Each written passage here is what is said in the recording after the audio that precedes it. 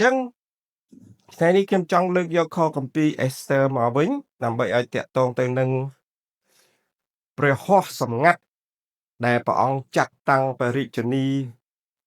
មួយអង្គជំនួសឲ្យព្រះនាងអេសទ័រហ្នឹងហើយដែលបញ្ជាក់ប្រាប់ពីនាងអេសទ័រហ្នឹងពេលខ្លះគេដាក់ឈ្មោះគេហៅឈ្មោះនាងបានពីរชื่อឈ្មោះនាងហាត់ដាសាឬក៏អេសទ័រដែលហាត់ដាសាហ្នឹងមិនដូចជាខ្មែរយើងអ្នកខ្លះក៏មានឈ្មោះពីរដែរជួនកាលឈ្មោះហៅនៅក្រៅឬក៏ឈ្មោះហៅក្នុងបញ្ជីជាតិអីជាដើមខ្មែរអ្នកខ្លះក៏មានអញ្ចឹងនាងអេសទ័រនេះគឺជាតួអង្គសំខាន់មួយដែលព្រះជាម្ចាស់បានប្រើគាត់ដើម្បីឲ្យជួយសង្គ្រោះដល់រាជរបស់ព្រះអង្គនៅពីសម័យដែលមានបញ្ហាមានគេចង់ធ្វើបាបប្រជារាស្ត្ររបស់ព្រះអង្គគឺមានឪពុកធំរបស់គាត់ដែលជាអ្នកតួឯកសំខាន់នៅក្នុងសាច់រឿងហ្នឹងដែលឈ្មោះថាលោកម៉ូដេកាយហើយបើយើងយកឈ្មោះលោកម៉ូដេកាយមកបកស្រាយវែកញែកអំពីអត្ថន័យឈ្មោះគាត់មានន័យថាអ្នកជាងជ័យឬក៏បើអង់គ្លេសគេថា warriors ដល់ខ្មែរយើងគឺដូចជាចេញពីអក្សរ war ដូចគ្នាទៅជាអង់គ្លេសគេថា warriors ដល់ខ្មែរ warrior ហើយហេតុផលដោយសារខ្ញុំឃើញដោយសារយើងមានសង្គ្រាមជាមួយថៃឃើញអ្នកសរសេរភាគច្រើនវរៈកងទ័ពអីចឹងចូលចិត្តចុច2អ្នកខ្លះមិនចុច2ទេដាក់ស្អាសទៀតអញ្ចឹងអានវរៈកងទ័ពអញ្ចឹងវាដូចពាក្យសាមញ្ញសោះយើងនាំគ្នាទៅសេខុសវរៈគឺវវីរៈគឺវស្រៈអីរយើងអានវរៈហើយនឹងបើវាចប់ដោយពាក្យហ្នឹងតែបើមានពាក្យផ្សេងទៀតមកបូកជាមួយគេលុបលុបយកកលៈពិន្ទុនឹងចេញតែយើងនៅអានវរៈដដែលវីរៈដដែលអញ្ចឹងដល់ពេលឃើញគេទៅសេដាក់នៅលើ sticker បិទឡានបិទអីពេលខ្ញុំជិះម៉ូតូឃើញវាឈឺចិត្តទៅសេពាក្យខុសអញ្ចឹងបានយើងពេលខ្លះពេលណាវាមានពាក្យបូកពីក្រោយវាអត់អាចចុចទៀតទេវីរៈជនវីរៈបុរសវីរៈកងទ័ពវីរៈនារីសិតតែអត់ចុចអញ្ចឹងនេះក៏ជាចំណុចមួយដែលពេលខ្លះយើងបង្រៀនកូនចៅយើងឲ្យរៀនទៅសេឲ្យត្រូវហ្នឹងហើយអញ្ចឹងព្រះអង្គត្រូវការទាំងពីរមែនទេត្រូវការពេលដែលយើងស្រុកពិបាកក៏ត្រូវការមានអ្នកក្លាហានដែរតសាមត្រានក៏ត្រូវការអ្នកដែលបានរៀនសូត្រខ្ពង់ខ្ពស់ហើយយើងឃើញថាហេតុអីបានជាដំណឹងល្អស្រុកយើងឥឡូវចាប់ផ្ដើមដូចជាយើងយោងតាមការស្រាវជ្រាវដូចជាខ្សត់ខ្សោយដោយសារតែយើងសក់ពេកកាលពីយើងពិបាកវេទនាពីសម័យសង្គ្រាមមកយើងគិតបើយើងសិក្សាប្រវត្តិសាស្ត្រក្រមជំនុំកាលពីសម័យ75ត្រូវខ្មែរក្រហមឲ្យជំលៀសចេញពីទីក្រុងប្រជាអ្នកដែលជឿសម័យនោះជាង20000នាក់ហើយអ្នកគ្រូកងវិល40នាក់នៅសល់តែ2នាក់នៅរស់មិនធម្មតាទេ42តែ40នៅសល់2នាក់ហើយអញ្ចឹងស្លាប់ច្រើនពេទ្យាហើយឆ្លៀតคล้ายជាជនភៀសខ្លួនរត់កប៉ាត់លបាយដល់ពេលក្រោយពីកិច្ចព្រមព្រៀងថ្ងៃឆ្នាំ91យើងបានសានប្រានដឹកជនភៀសខ្លួនត្រឡប់មកវិញយើងឃើញស្រុកខ្មែរយើងមានចរន្ត3ដូចជាពួរ3ធ្លុងចរន្តទី1គឺក្រុមជំនុំក្នុងស្រុកដែលគេឲ្យឈ្មោះថា Underground Church ក្រុមជំនុំលួចលាក់ក្រុមជំនុំដែលអត់ទាន់មានច្បាប់ប្រឹងខំផ្សាយដំណឹងល្អទាំងផ្លាស់ទី nơi dương đang thay vì rạp hiệp để tỏ su dương đang hay xong bay tè không vật sắc nó có ban gì âm pi lục ru ung riêng đá chỉ nè đá hai thà sắc cam mà chônในក្នុងសបៃក្រុមជំនុំ underground ហ្នឹងហើយមានក្រុមជំនុំមួយទៀតរត់លប៉ាត់លបាយឆ្លងកាត់អាភ្នំខ្មោចក្លុំអីសល់ពីងាប់នោះក៏គេដឹកទៅស្រុកអាមេរិកចឹងទៅក៏បានទៅជឿព្រះនៅអាមេរិកទៅគ្រាន់តែកិច្ចព្រមព្រៀងចប់ក៏វិលត្រឡប់មកទៅជាចរន្តមួយទៀតហើយចរន្តមួយទៀតពួកអ្នកដែលទៅអាមេរិកមិនរួចគេវាទៅប្រទេសទី2ដែរអ្នកទៅប្រទេសអាមេរិកបារាំងអង់គ្លេសហើយអ្នកប្រទេសទី3ហើយអ្នកដែលទៅមិនរួចគេនេះគឺអ្នកប្រទេសទី2ដូចខ្ញុំនេះជនភៀសខ្លួនដែរទៅមិនមុខមិនរួចទៅក្រោយរួចគេពាត់របងអស់12ឆ្នាំក៏វិលមកវិញចរន្តទាំង2ទាំង3ហ្នឹងក៏ចាប់ដើមវិញចូលគ្នាអញ្ចឹងយើងឃើញសម័យនោះគ្រាន់តែរៀបចំសិក្ខាសាលានៅគៀនស្វាយឆ្នាំ95មាន13ក្រុមជំនុំមានយុវជន250នាក់មកឡើងលងឹតព្រៃកលឹងខ្ទេចចកាល្មុតដូច្នេះសបាយណាស់យុវជនសបាយនឹងចង់លឺដំណឹងល្អប៉ុន្តែឥឡូវនេះបើយើងប្រកាសសួរថាមានច្រើនអត់ព្រោះយើងវាសុកពេកអញ្ចឹងពេលខ្លះយើងគិតថាយើងគួរអរគុណថៃឬក៏ស្អប់ថៃពេលខ្លះប្រហែលយើងអត់ដឹងថាមកពីយើងពេលខ្លះនាំគ្នាបាយខ្នងដាក់ព្រះអង្គបដ ாய் រឿងនឹងកើតឡើងក៏យើងមិនដឹងនេះដែលពេលខ្លះយើងមិនអាចបន្ទោសតាពីសកម្មភាពពីខាងក្រៅប៉ុន្តែប្រហែលជាមានរឿងអីខាងក្នុងយើងដែលព្រះអង្គចង់បង្រៀនយើងព្រះអង្គចង់ឲ្យយើងបែរមករកព្រះអង្គវិញក៏យើងមិនដឹងអញ្ចឹងតើយើងប្រៀបធៀបនៅក្នុងសម័យដែលខ្ញុំសូមអានជូនខគម្ពីរនាងអេស្ទើដោយសារយើងសារកសែតថយក្រោយថាមានរឿងស្អីបានជាស្ដេចនឹងក្រោតអញ្ចឹងយើងត្រូវរៀនភាសាខ្មែរយើងពីលំដាប់នៃពាក្យខឹងប្រជាស័ព្ទដល់ពេលសង្កស័ព្ទយើងហៅអីខ្ញាល់រាជស័ព្ទខ្ញាល់ដែរណាខឹង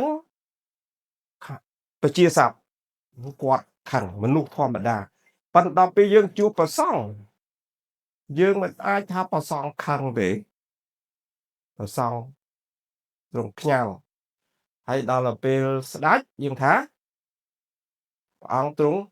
ខ្ញាល់ដែរប៉ុន្តែដល់ពេលខឹងខ្លាំងយើងអត់ប្រើខ្ញាល់ទៀតទេវាមានមករយៈទៀត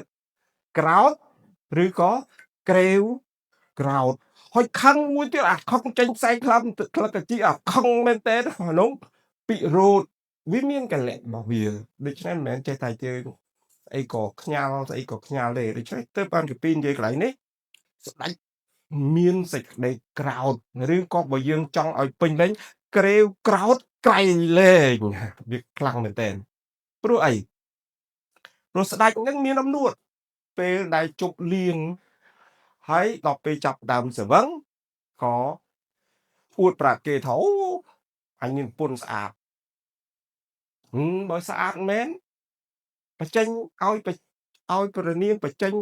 ព្រះអំពរឲ្យយើងខ្ញុំបានឃើញបងថារាជស័ព្ទណាលំអហ្នឹងដល់ពេលរាជស័ព្ទយើងហៅថាព្រះអំពរស្ដេចថាអត់បញ្ហាអញ្ចឹង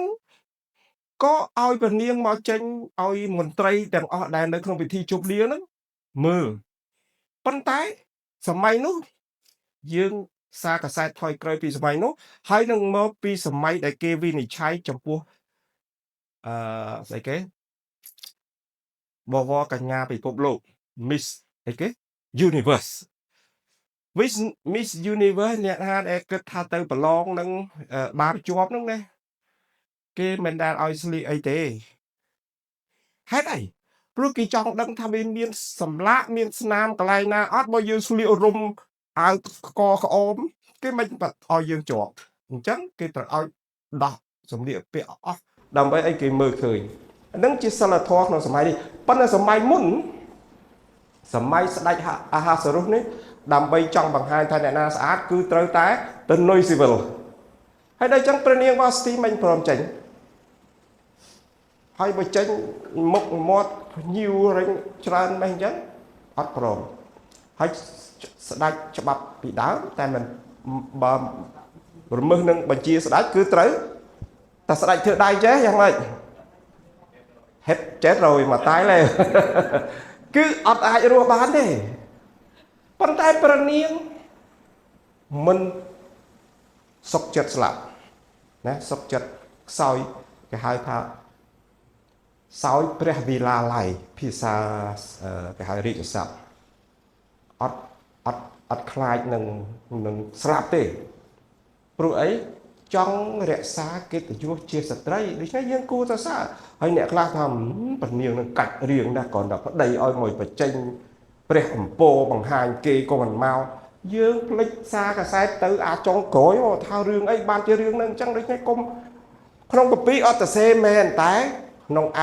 គេហៅអត្ថបទនៃអ្នកប្រាជ្ញខាងព្រះគម្ពីរគេបានបញ្ជាក់ថាមូលហេតុមិនមែនគ្រាន់តែមកបង្ហាញធម្មតាឲ្យស្រាដល់អស់មកឲ្យគេមើលព្រោះដើម្បីថាម៉េចហើយមិនបានហ៊ានថាអញ្ចឹងយោងតាមការវិនិច្ឆ័យរបស់បវរកញ្ញាពិភពលោកគ្រប់ជាតិសាសន៍ត្រូវឲ្យគេឆែកមើលឲ្យអស់អត់មានឃើញស្នាអត់មានឃើញស្នាមត្រូវតែលីងដូចពងមន់បកសម្ោចវារលំមកវាល្បេះហើយបើលៀបប្រហែលជាហាត់មើលទៀតបើធំក្លិនគីមីក៏ឃ្លាតឲ្យជាប់ដែរក៏មិនដឹងអីណាមកលៀបលេអីហ្នឹងក៏អត់ឲ្យជាប់ដែរក៏មិនដឹងខ្ញុំមិនដឹងដែរមិនដែរបានតែធ្វើគណៈកម្មការឲ្យពៀនរង្វាន់គេណានឹងចឹងព្រះនាងមិនព្រមដល់មិនព្រមស្ដេចក៏ចាប់ដើមធ្វើម៉េចចាប់ដើមសុំយោបល់ធ្វើម៉េចអ្នកដែលឲ្យយោបល់ចំពេលស្ដេចកំពុងតែម៉េចស្រវឹងដូចជាពាក្យខ្មែរថាស្វាងតឹងស្វឹងធូអញ្ចឹងនេះជាមេរៀនមួយធ្វើឲ្យយើងនឹកឃើញថាការសម្រេចចិត្តអ្វីទាំងអស់ចង់សម្រេចចិត្តទិញផ្ទះចង់សម្រេចចិត្តទិញឡានកុំតន់ផឹកឌីយេណាសូមកុំគិតប៉ុន្តែឃើញទៅដល់រឿងស្ដេចនោះដល់ពេលសម្រេចចិត្តខុសឲ្យគេយកពនាងទៅប្រហារជីវិតពេលនោះស្ដេចនឹកឃើញក្នុងចំណុចដែលនឹករលឹកនេះក្នុងខគម្ពីរខ1ហ្នឹងឲ្យបញ្ជាក់ថាទ្រង់ក៏នឹករលឹកដល់ព្រះនាងវ៉ាស្ទីអញ្ចឹងមានមហាក្លិកក៏ឲ្យយោបល់ថាព្រះអង្គមិនអីទេឲ្យគេជ្រើសរើសមហេសីមួយទៀតគឺនាងក្រមុំដែលស្អាតមកដល់ពេលយើងស្ដាប់មើលសាច់រឿងហ្នឹងមិនមែនចៃដន្យទេព្រះបានរើសអេស្ទើដើម្បីឲ្យធ្វើជាអ្នកជួយសង្គ្រោះប្រជារាស្ត្ររបស់ព្រះអង្គហើយបើយើងមើលបើសិនជារឿងហ្នឹងព្រះនាងហ្នឹងមិនត្រូវមានបញ្ហាអេស្ទើអត់អាចឡើងជាតួឯកបានទេមែនទេប៉ុន្តែយើងមើលទាំងអស់អ្វីនៅក្រោយឆាកបាទអរគុណព្រះអង្គយើងមើលតទៅទៀតកន្លែងខ3អញ្ចឹងគេថាសូមព្រះករុណាតម្រូវឲ្យភ្នាក់ងារនៅគ្រប់បណ្ដានគរទ្រង់ដើម្បីនឹងប្រមូលស្រីកមុំដែលរូបស្រស់ល្អទាំងប្រមាណមកឯស៊ូសានជាក្រុងលួងនៅក្នុងមន្ទីរសម្រាប់ពួកស្រីក្រោមអំណាចហេកាយជាក្រុមវាំងរបស់ស្ដេចដើម្បីថែរក្សាពួកស្រីរួចក៏បើកគ្រឿងសម្រាប់ជំរះខ្លួនដល់នាងទាំងនោះបើកគ្រឿងបើយើងនិយាយពាក្យសាមញ្ញឥឡូវបើកលេលៀបលេអប់លេដោះលេស្អីគេមិនដឹងអីខ្លះទេអាគេមានបល័យមានស្អីខ្ញុំគិតថាអញ្ចឹងនឹងសម្រាប់ស្ត្រីហើយជំរះកាយប៉ុន្តែអ្វីដែលយើងមើលឃើញក្នុងខ4នោះនាងរួចមក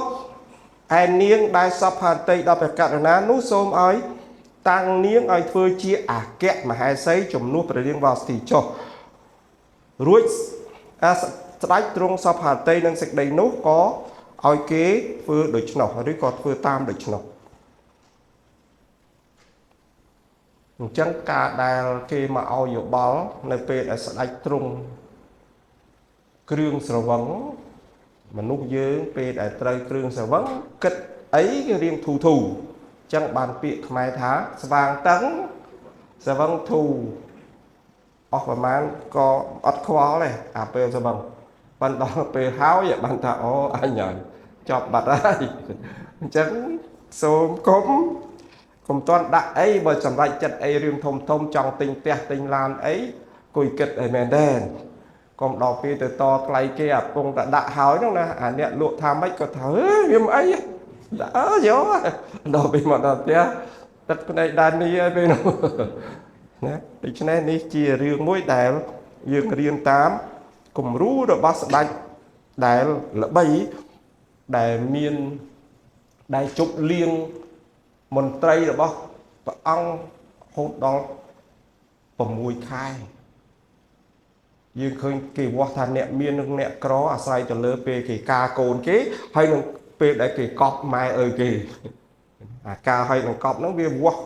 កម្រិតនៃអ្នកមានអញ្ចឹងបើយើងឃើញអ្នកមានស្រុកខ្មែរអ្នកដែលគេមានខ្លាំងពេលការកូនគេទិញអស់លីងផ្កាមកអូអាស័យគាត់តែតែងផ្កាគេជុំការតម្លៃ1លានវាអត់ចង់ជឿការសោះហ្នឹងគេឲ្យគេបិទផ្លូវប៉ុណ្ណាហ្នឹងគេរៀបចំផ្កាគាត់ថាផ្កាហើយបើចិនអ្នកមានមួយនោះគាត់ពុកគាត់ស្លាប់គាត់ជួលសក្លោអស់មកពេញដើម្បីទៅហែដាក់អាតុងអីគេនោះហ្នឹងបង្ហាញអំពីភាពមានស្ដុកស្ដំរបស់គេហើយចុះបើយើងប្រៀបនឹងស្ដេចអាហាសរុសនេះវិញជប់លៀងមន្ត្រីអ្នកមុខអ្នកការរបស់លោករបស់ស្ដេចនោះរហូតដល់120ថ្ងៃស្មើនឹង6ខែតើមានប៉ុណ្ណាមិនមែនធម្មតាចិនអ្នកមានអាចធ្វើបន់7ថ្ងៃ7យប់7ថ្ងៃមុននឹងហែយកទៅកប់យើងថាអូគេមានសบายមកហើយកូនអ្នកមានគេធ្វើពិធីរៀបការ3ខែ3ថ្ងៃដូចទៅសម័យដើមដែរណាសម័យមុនស្រុកយើងកើតសង្គ្រាមយើងមិនមាន3ថ្ងៃដែរការពីដើមនៅតាមជនបទដល់ពេលដែលយើងក្រខ្សត់ការនៅសល់តែកន្លះថ្ងៃណាបើឥឡូវនេះសល់កន្លះថ្ងៃប៉ុន្តែបន្តិចទៀតហើយសល់តែ2ម៉ោងព្រោះវានេះវារវល់ពេកណាអាចនៅសល់ត្រឹម2ម៉ោងព្រោះចប់ពី18មីនាមកអា3ថ្ងៃហ្នឹងនៅសល់1ថ្ងៃហើយ1ថ្ងៃដល់ពេលសម័យឥឡូវនៅសល់1ព្រឹកប្រហែល20ឆ្នាំទៀតអាចសល់តែមក2ម៉ោងព្រោះស្អីសិតតែបាញ់ទាំងអស់ធៀបការពឹងមើលហើយអ្នកខ្លះទៅស៊ីការពឹងទៅវិញខ្ជិលទៅណាសិតតែបាញ់ឥឡូវដូចគ្នាយើងត្រូវដឹងថាការវិវត្តអញ្ចឹងយើងនិយាយអំពីមើលពីតួអង្គសំខាន់ឈ្មោះលោកម៉ានិកាយនៅក្នុងខ5នៅឯស៊ូសានៅក្រុងលួងមានសាសយូដាម្នាក់ឈ្មោះម៉ានិកាយជាកូនយ៉ាអាដែលរកដែលជាកូនស៊ីម៉ាយជាកូនគិសក្នុងពូជបិនយ៉ាមីនខ6គាត់ត្រូវដឹកនាំចេញពីទីក្រុងយេរូសាឡិមមកជាមួយនឹងពួកឆ្លើយហើយបាននាំទៅក្នុងគ្រាដែលនេប៊ូកានេសាជាស្ដេចបាប៊ីឡុនបានចាប់យកយេកូនីសជាស្ដេចយូដានាំយកទៅខ7គាត់បានចិញ្ចឹមនាងហាត់ដាសាគឺនាងអេស្ទែហ្នឹងជាកូនរបស់មាគាត់បិទនាងគ្មានឪពុកម្ដាយនាងមានរូបឆោមឆាយហើយមុខស្រស់ល្អកាលឪពុកម្ដាយនាងស្លាប់ទៅនោះម៉ាឌីកាយបានយកនាងមកចិញ្ចឹមទុកដូចជាកូនចំណុចត្រង់នេះចង់បញ្ជាក់ប្រាប់ថាបើព្រះគង់ជាមួយយើងទោះបីយើងក្មេងកំព្រាដោយកូនកំប្រុកក៏ព្រះអង្គនៅតែប្រើដែរបើព្រះនៅជាមួយកុំថាំងតលយើងអ្នកមានតលយើងនឹងមានឪពុកម្ដាយតាមពិតនាងអេស្ទែនេះកំព្រាសោះតែព្រះនៅអាចលើកឲ្យទៅជាអ្នកដែលបម្រើព្រះដែលអាចជួយសង្គ្រោះរាជអ៊ីស្រាអែលបានខ8ដូច្នេះកាលណាប្រកាសប្រាប់ព្រះរាជអង្គការនឹងច្បាប់របស់ស្ដេចហើយបានប្រមូលស្រីក្រមុំជាច្រើនមកឯស៊ូសានជាក្រុងលួងប្រគល់ក្រោមអំណាចហេកាយនោះគេក៏នាំនាងអេស្ទែទៅក្នុងដំណាក់ស្ដេចប្រគល់ក្រោមអំណាចហេកាយជាអ្នកថែរក្សាពួកស្រីដែរ នាងជាទីពេញចិត្តដល់គាត់ណាស់នេះចំណុចដែលគួរឲ្យសរសើរដោយសារអីពេលខ្លះក្មេងកំព្រាចេះបន្ទាបខ្លួនចេះផ្ញើខ្លួននឹងធ្វើឲ្យគេអាណិតអញ្ចឹងមេរៀនដែលយើងរៀនបានចូលឲ្យយើងអោនកុំងើបខ្លាចវាស្កក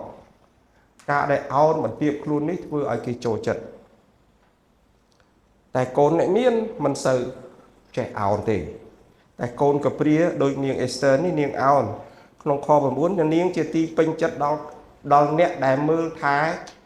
ស្ត្រីនោះណាដល់ពេលអ្នកមេការនឹងពេញចិត្តមិនគ្រាន់តែឲ្យនាងសម្អាតជំរះខ្លួនដោយខ្លួនឯងមានអ្នកបម្រើទៀតណាមានក្នុងមណ្ឌលថែរក្សាស្ត្រីហ្នឹងនាងខ្លាយទៅជាមេកងមួយគេណាមានអ្នកបម្រើដោយសារតែមេដែលទទួលខុសត្រូវហ្នឹងពេញចិត្តដោយសារនាងចេះបន្ទាបខ្លួន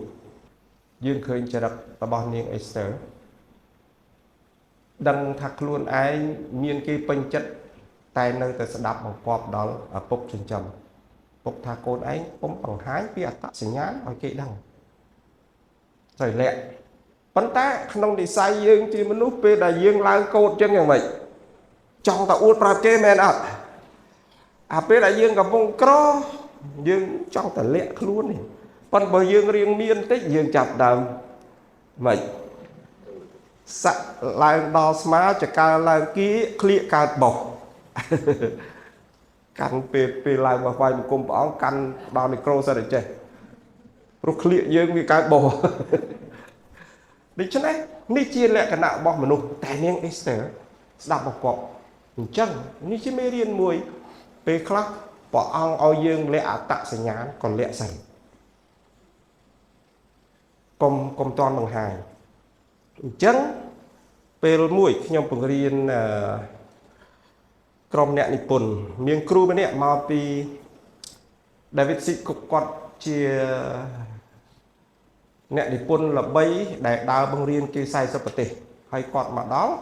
គាត់បង្រៀនអំពីរបៀបយើងសរសេរអត្ថបទដែលមិនឲ្យដាក់ខកពីច្រើនគាត់ថាកុំឲ្យប្រៃពេកក្នុងអត្ថបទប៉ុន្តែយើងពេលដែលយើងសរសេរយើងចង់តែបង្ហាញឲ្យឃើញថាយើងជាគ្រីស្ទានហើយពេលដែលក្នុងសរសេរអត្ថបទចង់បង្ហាញយើងជាគ្រីស្ទបរិស័ទអីចឹងគាត់ថាកុំព្រោះយើងកំពុងសរសេរឲ្យមនុស្ស 98% ពួកយើងគ្រីស្ទបរិស័ទតែ 2.5% ទេដែលជាគ្រីស្ទបរិស័ទអញ្ចឹងយើងដាក់ប្រៃពេកវាយ៉ាងម៉េចវាគេញ៉ាំបានតិចអញ្ចឹងគាត់ចេះតែលើកទឹកចិត្តហើយខ្ញុំចាំបានថានេះជាចំណុចមួយការដែលយើងមិននិយាយប្រាប់ថាយើងជាគ្រីស្ទបរិស័ទនៅក្នុងអត្ថបទមិនមែនយើងចង់ក្បត់អ្វីដែលជាជំនឿរបស់យើងព្រោះយើងកំពុងតែឲ្យអត្ថបទហ្នឹងវាចូលទៅដល់ភ្នែកអ្នកដែលមិនជឿដល់គេមើលទៅឃើញខកពីក្នុងហើយគាត់ហាមទៀតបើយើងដកស្រង់ខកពីមកក៏ពិតមែនតែមិនឲ្យដាក់យ៉ូហានចំពោះប្រមាណមកថាយពុកប្រមាណនេះសរសេរខកពីមែនតែអត់ឲ្យដាក់ហើយយើងតាក់ភ្លាមឡើងចង់ទៅដាក់ហើយគ្រូដែលទៅគាត់សិតតែគ្រូអធិប្បាយតាក់ភ្លាមឡើងគាត់ញុកឡើងច្រើនទៅដល់គាត់កាត់ចោលមុខមើលបាននេះមុខព្រោះធ្លាប់តែយើងចង់បង្ហាញថាយើងគ្រីស្ទានគាត់ថាគ្រីស្ទានហើយតែទីផ្សាររបស់យើងវាទលំទលាយអញ្ចឹងមិនសំខាន់ទេអញ្ចឹងយើងរៀនតាមនាងអេស្ទើដែរមកដោយកាយប្រាប់ថាកុំប្រាប់ថាយើងជាសាសអីយើងជាអ្វីអត្តសញ្ញាណរបស់យើងត្រូវលាក់សិនយើងចាំបានអំពីការដែលលោកយូសែបគាត់យល់សពគាត់ការយល់សពរបស់យូសែបខុសឬត្រូវព្រះបង្ហាញឲ្យត្រូវទាំងអស់ក៏ប៉ុន្តែគាត់ប្រាប់ខុសពេលបញ្ញត្តិប្រាប់គេពេកធ្វើឲ្យគាត់ខ្លាយទៅជាម្នាក់រងគ្រោះធ្លាក់ក្នុងអណ្ដូងគេលក់ឲ្យទៅជាពួកអ៊ីស្ម៉ាអែលគេលក់បន្តទៅដល់អេស៊ីបហើយទៅជាប់គុកជាមួយអ្នកលក់នំអីស្មុគស្មាញច្រើនដោយសារតែគេថានោះអាមេយល់សពមកហើយបងថាហើយធ្វើម៉េចទៅចាប់វាវាយទៅលាក់ក្នុងអណ្ដូងហើយយកឈាមរបស់សត្វអីយកទៅប្រឡាក់អង្អាវវាយកទៅបង្ហាញពុកថាកូនពុកឯងអាស្រឡាញ់ជាងគេនោះឥឡូវងាប់បាត់ហើយតាមពិត បងចាណែដូច្នេះឯសារអីរឿងពិតខ្លះវាលឿនជ្រុលវាខុសពេលវាដូចឆ្នាំពេទ្យចឹងឆ្នាំពេទ្យវាជាឱសថមែនតែបើឲ្យខុសពេលទៅឆ្នាំពុលហើយបើឲ្យខុសដូសវាមាន right time right dose right អានេះពេទ្យគេដឹងហើយមិនចឹងវាមានឆ្នាំល្អមែនតែបើវាអត់ត្រូវពេលដែលយើងត្រូវឲ្យវាទៅឆ្នាំពុលអញ្ចឹងចង់ឲ្យយើងរៀនតាមគំរូរបស់នាងអេសទ័រពេលខ្លះយើងលើកអត្តសញ្ញាណរបស់យើងខ្លះមិនថាយើងជឿព្រះអង្គហើយទៅធ្វើការទៅអង្គុយកន្លែងណាអត់ចង់បង្ហាញអត្តសញ្ញាណទេប៉ុន្តែមានឱកាសខ្លះត្រូវលាក់ហើយកុំឲ្យមានចិត្តថាខ្ញុំដូចមានពិរុទ្ធខ្ញុំដូចអន់ណាអត់ហ៊ានប្រាប់គេថាយើងអ្នកជឿព្រះយេស៊ូវមែនជាបទពិសោធន៍កាលដែលខ្ញុំជឿព្រះយេស៊ូវមុនដំបូងនៅជំរុំខ្ញុំទៅវិហារខ្ញុំមិនដែលហ៊ានកាន់កាពីទេខ្ញុំញាត់ក្នុងអាវគេថាទៅណារួទៅនោះទេតទៅដល់វិហារបានលោកដកកាពីចេញមកខ្មាស់គេ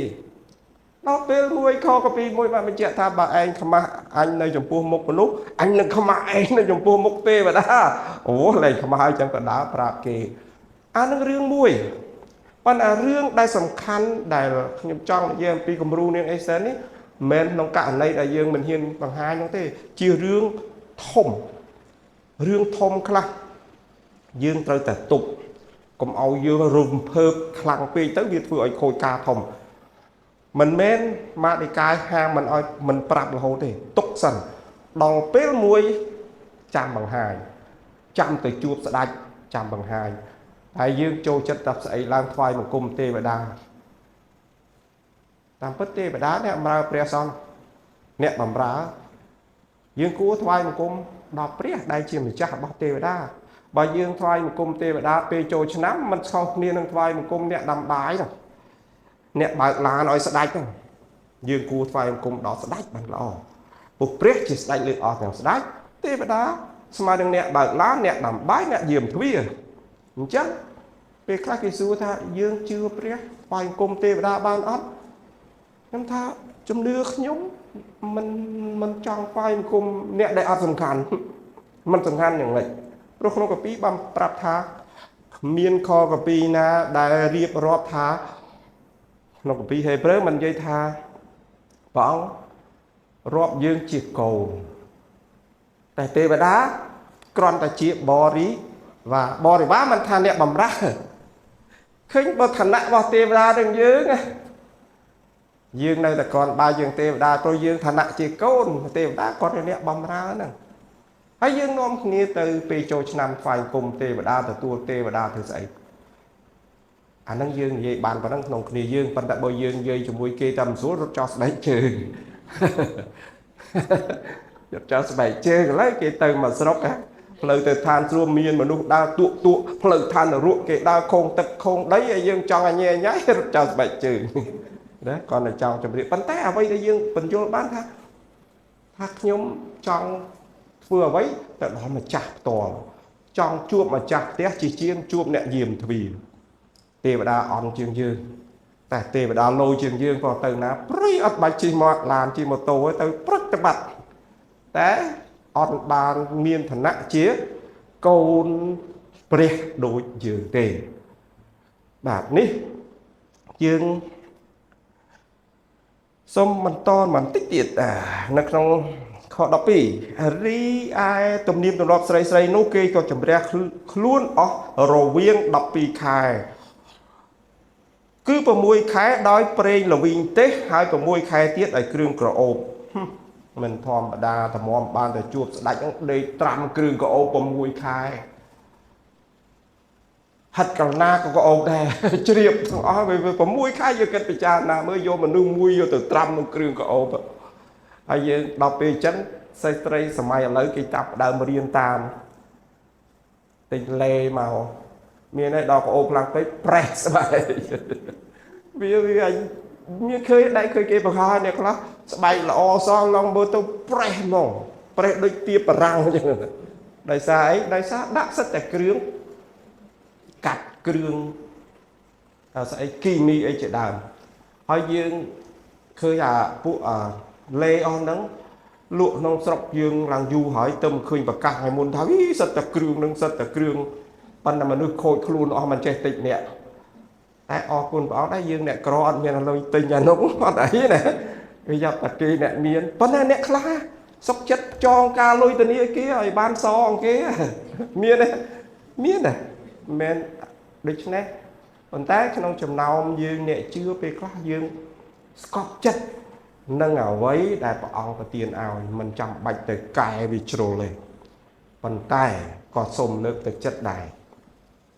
សូមបដូរទម្លាប់មួយថាកាលនៅកំមុំអូតែខ្លួននៅខ្ញល់ដល់ការហើយមិនខ្វល់ចឹងគាត់និយាយចេះអញនៅអញតែងខ្លួនតន់នៅតនេតែអញបានគេអញជប់តនុយអត់បែរទេតែជប់តនុយយ៉ាងម៉េចវាអ្នកខ្លះអាកោនៅកំមុំឲ្យខ្ញល់ដល់ពេលកូនមួយសក់បាល់ដូចស្លឹកអីឬអាស័យចងាយងើបពីដេកនោះអត់ខ្វល់ហើយដល់ចឹងគាត់ថាមានប្តីហើយតែយើងតែងខ្លួនគេថាយើងនឹងដោះប្រេងតាមប្រុសអីចឹងឯណាខុសហើយព្រោះព្រះឲ្យយើងថែរក្សាសម្ផស្សសម្រស់របស់យើងហ្នឹងដើម្បីជាទីសរសើរដល់កាងដល់ព្រះដែរព្រោះអ្នកខ្លះគិតខុសទៅវត្តសិតតែប្រមួងកទាវាមកពហិពាក់ឲ្យទៅជុះមិនបានពាក់ឲ្យទៅជុះខ្លាចគ្រូកងវាលមើលមិនឃើញមកបន្លែអញហែកថែមព្រោះធ្លាប់តែគេមកពហិបានខោអាវបើឥឡូវសម័យនេះប្រហែលលែងមានទេលែងចែកឲ្យទៅជុះមែនតែគាត់អត់ទេណាទៅវត្តសិតតែប្រមួងកទាដល់មកពហិវិញទៅប្រទៀបខ្លួនលក្ខៈចឹងដើម្បីគ្រូមើលឃើញបើគ្រូមើលមិនឃើញហែកថែមប៉ុន្តែឥឡូវមែនណាខោលហែកហ្នឹងមានតម្លៃជាងអ្វីដែលថ្មីទៀតឥឡូវសាកយើងទៅទិញអាខោបយស្អាតចាស់ហើយអាមួយទៀតលហែកលហយអូអានោះថ្លៃអានេះជាការគិតរបស់មនុស្សបាទដូច្នេះវាជារឿងមួយដែលខុសប្លែកអំពីការគិតរបស់មនុស្សសម័យមុនខ13នាងបានចូលទៅស្ដេចបែបយ៉ាងនេះឯងហើយអ្វីដែលនាងប្រាថ្នាចង់បាននោះក៏បានបើកឲ្យនាងដើម្បីឲ្យយកមន្ទីរពួកស្រីទៅឯដំណាក់ស្ដេចខ14នៅល្ងាចដែលនាងចេញទៅមកដល់ព្រឹកនាងវិលមកវិញចូលក្នុងមន្ទីរទី2នៃពួកស្រីនៅក្រោមអំណាចស្អាកាសជាភ្នាក់ងាររបស់ស្ដេចដែលថែរក្សាពួកអ្នកមនាងនោះក៏បានចូលទៅចំពោះស្ដេចហើយលើកតែស្ដេចសពហតីនឹងនាងហើយហៅតាមឈ្មោះវិញដូច្នេះគេមានរបៀបរបស់គេស្រីទៅច្រើនមែនតែព្រះអង្គតតមើលថានាងណាដែលពេញចិត្តហើយបើពេញចិត្តនាងណាហើយតតែស្ដេចមានព្រះរាជបញ្ជាថាយកនាងនឹងឲ្យចូលបានចូលបានអត់ដល់វេនចូលក៏ស្លាប់ដែរក៏ពីទៅសេទៅនោះចង់បញ្ជាក់ប្រាប់ថាពេលមួយពេលដែលតាដេកាយមកប្រាប់ថាពូជសាសរបស់យើងត្រូវគេចង់សម្លាប់ហើយនាងត្រូវតែទៅគាល់ស្ដេចប៉ុន្តែនាងថាម៉េចគាល់ថាម៉េចបើអត់តន់ដល់វេនទៅផងស្ដេចអត់ហៅផងទៅខុសរឿងត្រូវស្លាប់អញ្ចឹងនាងថាម៉េចសូមឲ្យមាដេកាយអធិដ្ឋានសូមឲ្យប្រជារាស្ត្ររបស់ព្រះអង្គទាំងអស់នាំគ្នាអធិដ្ឋានតបហើយនាងអេស្ទើក្លាហាននឹងចូលទៅគាល់ស្ដេចដូច្នេះនេះគឺជាគំរូមួយក្នុងពេលដែលយើងធ្វើកិច្ចការអ្វីមួយសំខាន់បំផុតទី1គឺអធិដ្ឋានហើយអធិដ្ឋានមិនមែនអធិដ្ឋានតែឯងទេមែនអត់បកគោប្រកាសឲ្យគេអធិដ្ឋានដែរអញ្ចឹងបានជាយើងត្រូវមកព្រះវិហារពេលដែលយើងមានរឿងអីអធិដ្ឋានតែម្នាក់ឯងដូចអត់សូវមានកម្លាំងអញ្ចឹងមកប្រកាសអធិដ្ឋានឲ្យក្រុមជំនុំអធិដ្ឋានប៉ុន្តែយើងក៏មានរឿងខ្លះដែលត្រូវកំណត់ត្រូវមានគេហៅស្អីនឹងឲ្យមានកំណត់ច្បាស់លាស់ដែរក្នុងការអធិដ្ឋានហើយយើងគ្រីស្ទបរិស័ទពេលខ្លះយើងឃើញកន្លែងហ្នឹងខុសមួយដែលថាអាងថាថោអាទិត្យឡើង មកអធិដ្ឋានប្រកាសឲ្យក្រុមជំនុំអធិដ្ឋានស្រាប់តែមានពាក្យទៅចាមអារាមថាលោកគ្រូម្នាក់ជាគាត់បានដប់ស្រីអូខ្ញុំប្រាប់ឯងទៅណាជួយអធិដ្ឋានឲ្យគ្រូយើងផងឃើញលោកគ្រូបែបត្រូវលប៊ូឲ្យដប់ស្រីម្នាក់អាភ្លេចគិតតែប្អូនស្រីគាត់ហ្នឹងហើយប៉ុន្តែយើងប្រកាសក្នុងក្រុមជំនុំបាត់ហើយណាគេដឹងហើយអូចឹងហីយើងអធិដ្ឋានឲ្យលោកគ្រូយើងផងគាត់មានស្រីហើយប៉ុន្តែស្រីហ្នឹងកំដឹងតែស្រីណាគឺប្អូនស្រីហ្នឹងប៉ុន្តែគាត់ថាមានស្រីវាយ៉ាងម៉េចប្រកាសពេញក្រុមជំនុំបាត់ហើយអញ្ចឹងការអធិដ្ឋានខ្លះវាជារឿងដែលមិនគួរឲ្យយើងមិនអាងតែថាត្រូវតែប្រាប់គេត្រូវតែវាមានកំណត់ដែរអញ្ចឹងមានអ្នកខ្លះសួរថាអញ្ចឹងបើយើងជាអ្នកជឿអាចរកស៊ីបានអត់អ្នកខ្លះថាបានប៉ុន្តែ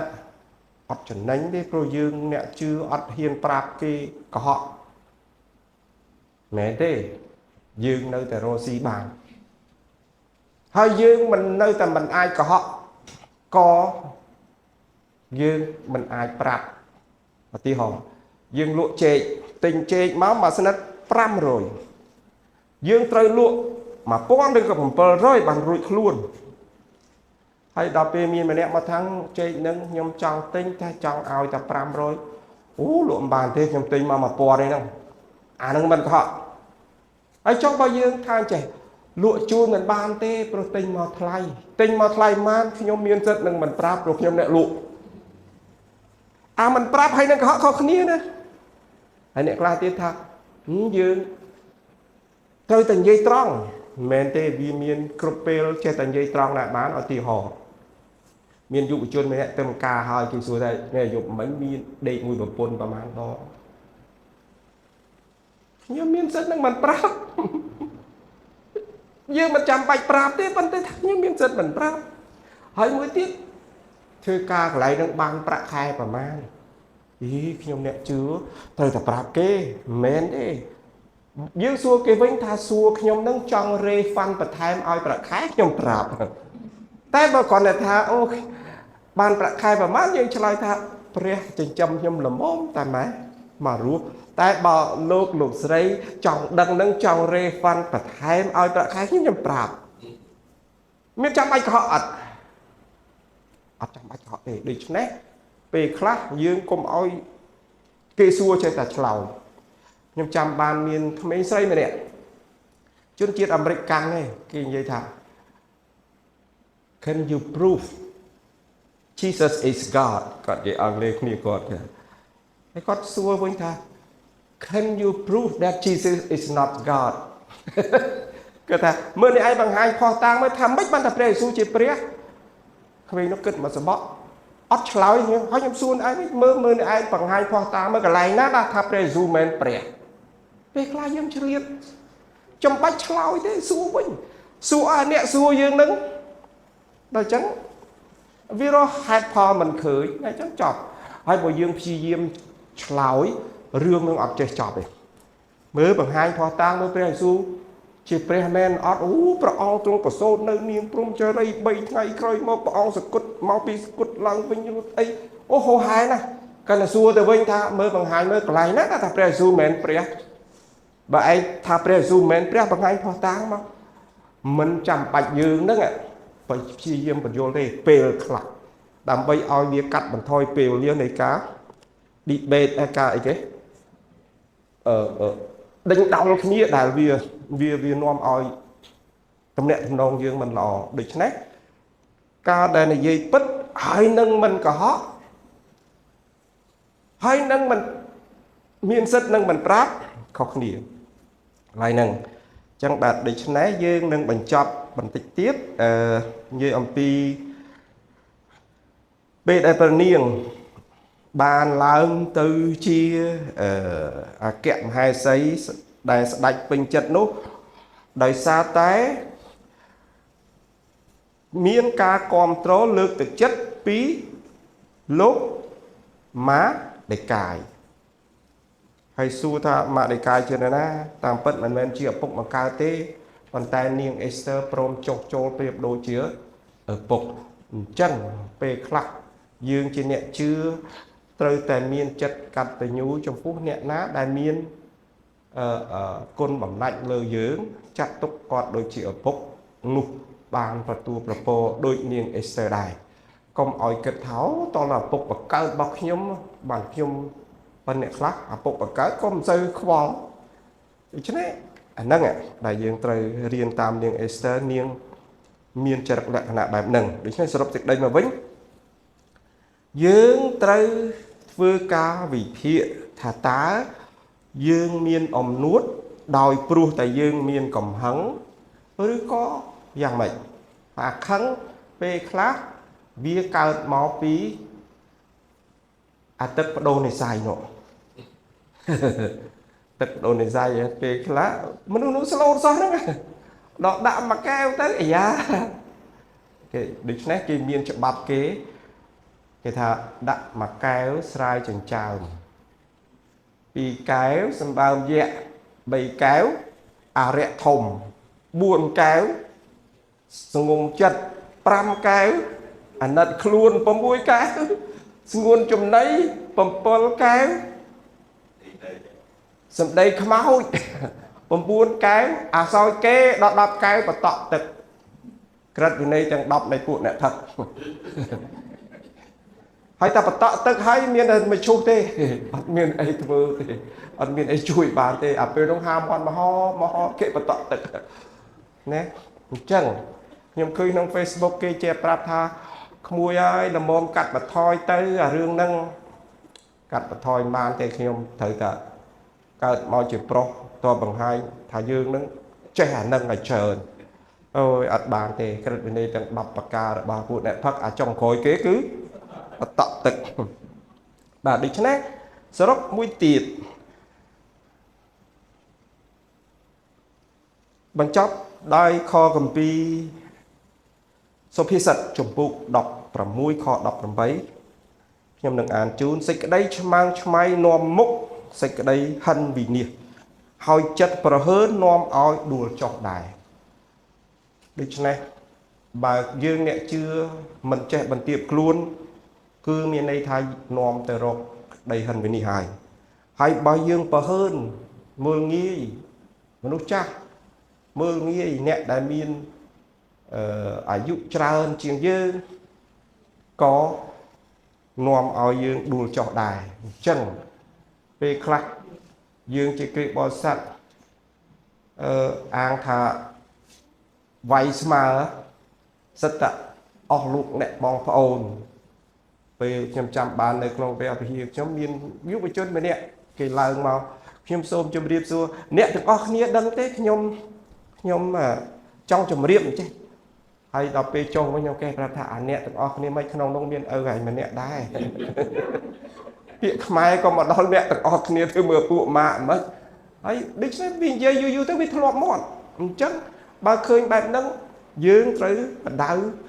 កូនចៅយើងឲ្យរៀនប្រើពាក្យថានេះអាចិត្តប្រហើននេះវានាំឲ្យយើង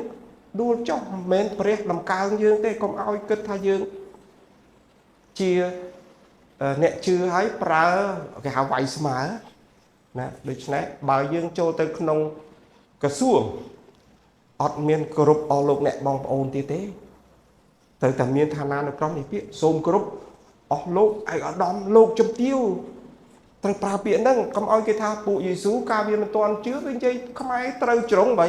ដល់វាជឿហើយឆ្លើយជាទីស្នេហាវាសិតតែអស់លោកអ្នកបងប្អូនទាំងអស់អាគេសិតតែចវាយខែនអីឧទាហរណ៍ណាអញ្ចឹងខ្ញុំចង់ជម្រាបថាអស់លោកអ្នកបងប្អូនទៅចូលក្នុងក្រសួងឬក៏ក្នុងទីសាធារណៈដែលមានឋានៈ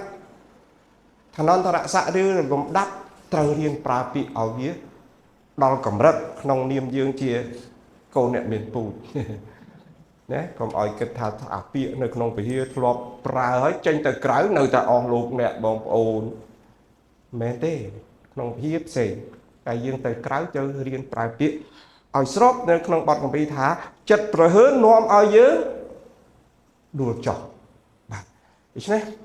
មុននឹងបញ្ចប់សូមសម្រួមចិត្តអធិដ្ឋានជាមួយខ្ញុំ បបិទ្ធព្រះយេស៊ូវគ្រីស្ទជាអង្គម្ចាស់ព្រះអង្គហើយកូនអរប្រគុណព្រះអង្គសម្រាប់ការ